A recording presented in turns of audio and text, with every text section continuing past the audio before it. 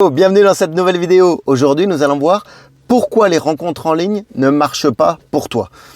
Alors tout d'abord, si tu n'es pas abonné à la chaîne YouTube Éclairage Amoureux, n'hésite pas à t'abonner. Tu trouveras plein d'autres vidéos, dont une autre vidéo où je te parle déjà des rencontres en ligne, à savoir si elles sont faites pour toi ou pas. Cette vidéo, donc savoir si elles sont faites ou pas pour toi, je te la remettrai en lien, tu verras, elles sont juste au-dessus. Mais celle-là, en fait, c'est pourquoi les rencontres en ligne ne marchent pas pour toi. C'est-à-dire que soit tu as choisi de passer uniquement par les rencontres en ligne ou que c'était une de tes priorités, soit simplement tu kiffes les rencontres en ligne et ça t'éclate de chercher en ligne. Donc cette vidéo sera vraiment pour toi parce qu'il y a d'autres manières de faire des rencontres. Mais si tu es positivement, on va dire que ça, partant pour les rencontres en ligne, cette vidéo est pour toi. Donc n'hésite pas comme d'habitude à mettre des likes pour propager, diffuser au mieux cette vidéo, voire même des commentaires si tu as besoin, ou peut-être de partager d'autres erreurs qui peuvent arriver par rapport à ces rencontres en ligne qui font que ça ne marche pas pour toi. Parce que dans cette vidéo, on va voir 5 erreurs. Alors, comme je te disais, tu en as peut-être marre de te déplacer à des rendez-vous, à des dates et pas être sûr. Donc, le fait déjà de filtrer par des rencontres en ligne sur Internet, ça va te permettre de gagner du temps et surtout du confort. Donc ça, c'est cool. Et après, tu n'es pas forcément chiante ou exigeante, c'est simplement que tu sais ce que tu veux. Parce que des fois, j'ai des clientes qui me disent « Ouais, mais je suis un peu chiante, exigeante. » Non, pas du tout. Tu sais ce que tu veux. Et c'est déjà bien. Et ça, c'est déjà vachement bien.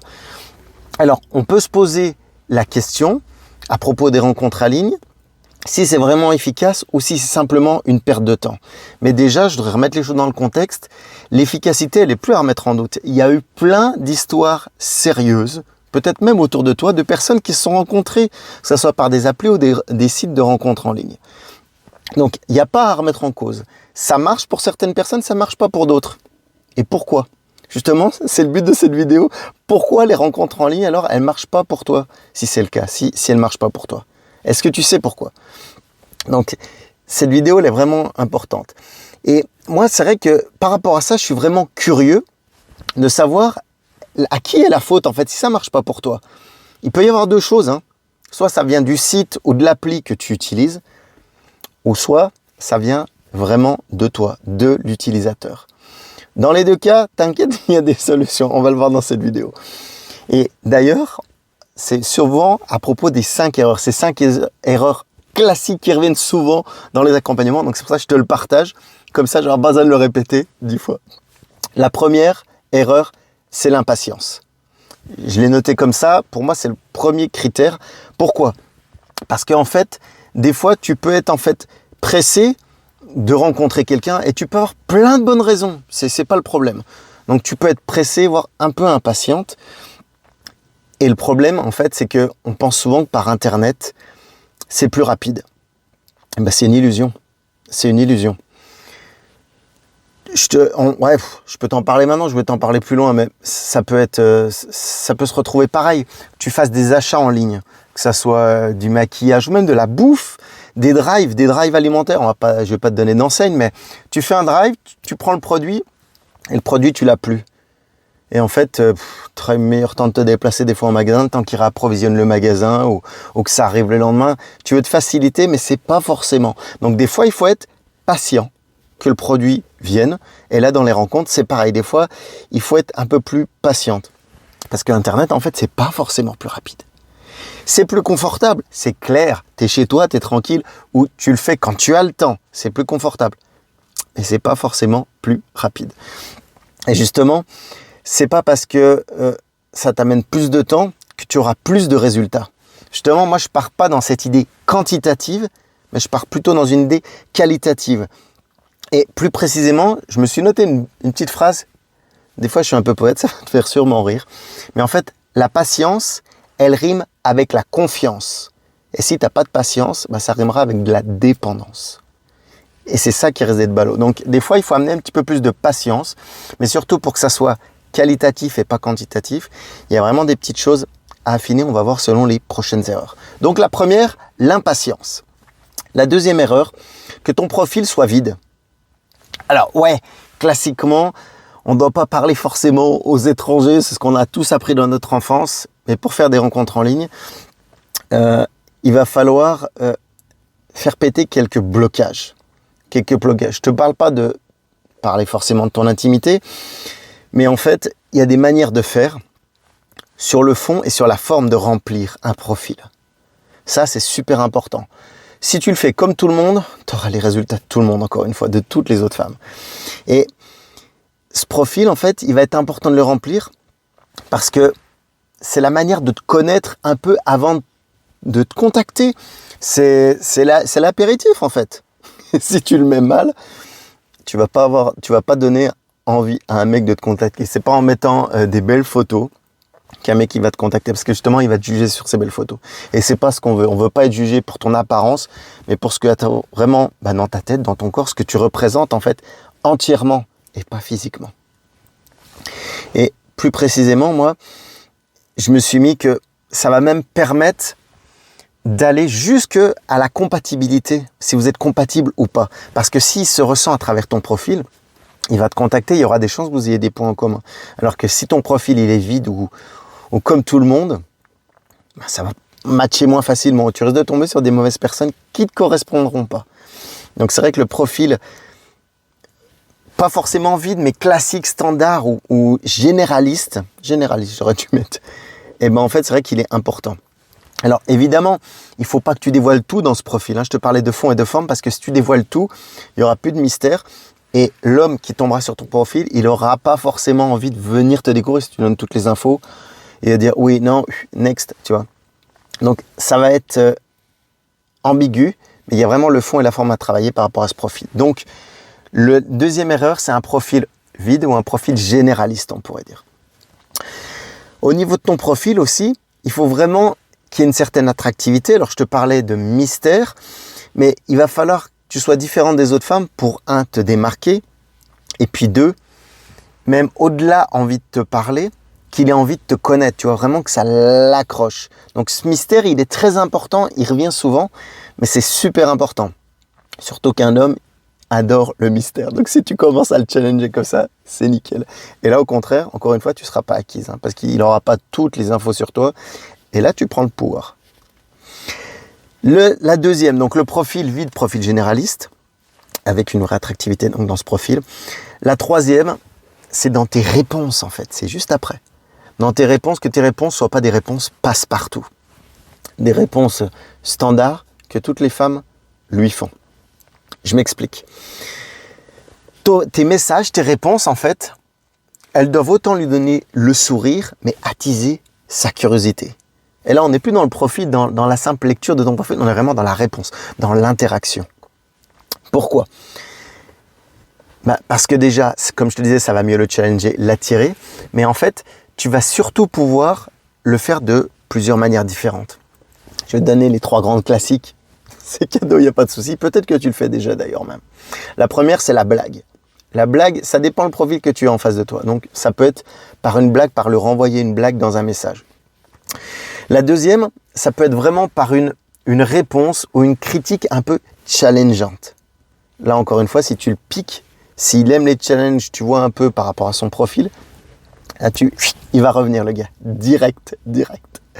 Et le troisième, c'est si tu lui fais un compliment, mais un compliment constructif ou qui va le faire réfléchir, tu vois. Pas compliment pour lui dire de faire un compliment parce qu'il va prendre le chou-fleur ou peut-être que d'autres femmes lui ont déjà fait ce compliment, tu vois. Donc, tu vas pas te démarquer. Donc, le compliment, il est assez ambigu, ça dépend vraiment. C'est plus un compliment sur, voire peut-être ses hobbies ou son style de réponse, tu vois, qui t'a fait, plutôt que le compliment physique. Ça, le physique, les gens, tout le monde font le physique trop facilement même. Donc voilà. Puis ça évitera qu'il te juge lui-même peut-être sur le physique si tu lui fais un compliment physique. Donc l'échange encore une fois. Donc ça, c'était la troisième. Et c'est vrai que je me le suis noté aussi, ça l'invitera davantage à te répondre si tu te démarques encore une fois, tu vois. Il y a ça qu'il faut voir, le mystère, mais ta manière de répondre. Ça montre aussi ton caractère. Parce qu'évidemment, je suis sûr que tu as du caractère, mais n'hésite pas à le montrer, sois authentique directement. Parce que s'il t'aime pas, au moins il se barra, il ne tombera pas sur un con. Le gars, ce qui viendra te parler, il sera vraiment OK avec toi. Tu vois, il aimera ton style, ta manière d'être. Alors que si tu es transparente ou classique ou généraliste, de un, il va pas pouvoir vraiment te connaître, pas pouvoir réagir. Et puis de deux, peut-être que quelques mois ou semaines plus tard, ça se dégonflera et vous aurez perdu du temps tous les deux. Donc encore une fois, c'est pas le but. Ça, c'était la troisième. Les réponses passent partout.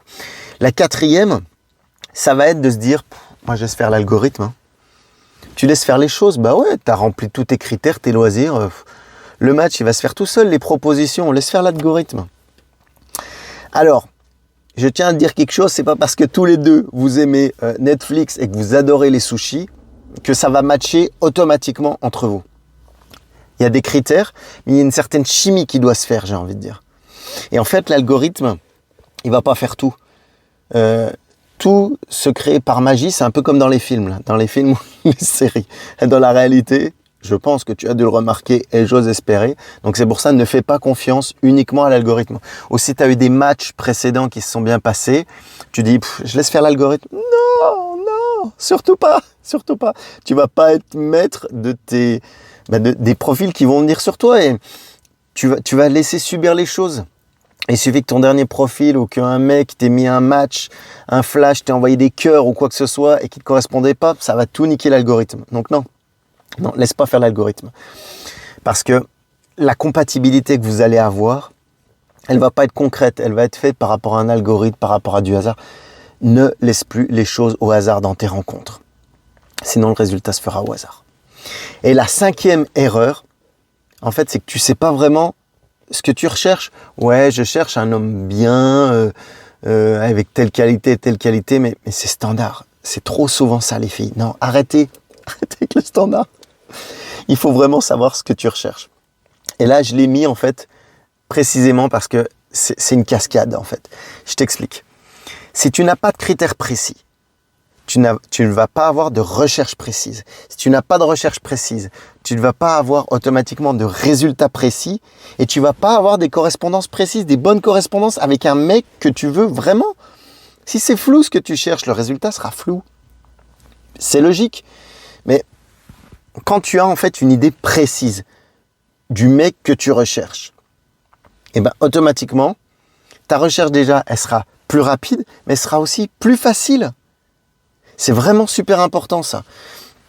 Que ça soit plus rapide et plus facile parce que tu vas pas passer tes journées à être sur les applis, quoi. Enfin, ou si tu passes déjà trop de temps, tu devrais passer une demi-heure par jour. Quand tu sais précisément qui tu cherches ou ce que tu cherches, ça doit être rapide. C'est bien de faire sur Internet, mais n'y passe pas, justement, le fait que ce soit bien, que tu sois dans le confort, n'y passe pas plus de temps que tu y passerais dans la réalité. Tu vois un mec dans la rue, il va pas te plaire. Tu le sais direct. Sur Internet, il va falloir que tu regardes son profil. Si tu passes trop de temps, ça va te prendre la tête. Ça va te prendre la tête et tu vas dire soit il n'y a personne pour moi, soit aucun convient, ou soit il n'y a jamais personne pour moi. Non, cherche de la bonne manière et tu trouveras de la bonne manière pour toi. Et je me suis marqué au final que en fait, les rencontres Internet, c'est vrai qu'elles sont pratiques. C'est pratique quand tu es chez toi. Ça, c'est cool. Mais il faut bien comprendre que c'est pas plus facile. Si tu n'as pas de stratégie, pas de méthode, que tu cherches large, tu tomberas sur tout le monde et n'importe qui en fait. Et au final, le temps que tu pensais gagner par Internet, ça sera du temps perdu. Mais du temps, de l'énergie, des efforts. Tu vas faire des efforts pour essayer de faire un truc. Tu vas te prendre la tête. Tout ça, c'est du temps que tu perds. Donc, s'il te plaît, essaye bien de revoir ces 5 erreurs. Hein. La patience, le profit vide généraliste, les réponses passent partout, savoir vraiment ce que tu cherches et laisser faire l'algorithme et savoir vraiment qui tu cherches. En tout cas, n'hésite pas donc à réécouter cette vidéo, à la partager. Peut-être que tu as une copine qui est perdue dans les applis de rencontre ou les sites de rencontre, qui ne sait pas trop comment faire. N'hésite pas à lui donner déjà ces 5 erreurs, si elle fait peut-être ces 5 erreurs.